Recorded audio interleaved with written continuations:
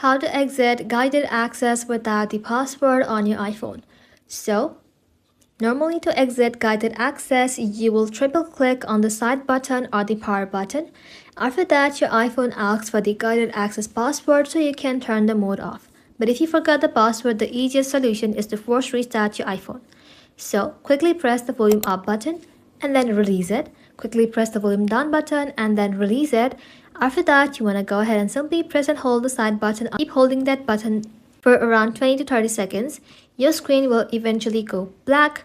Do not let go yet. As soon as you see the Apple logo appear, you can release the side button.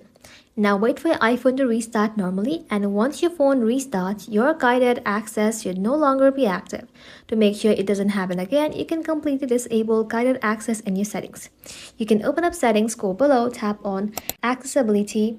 Inside here, you want to go ahead and simply tap on guided access and make sure it is off. That's it.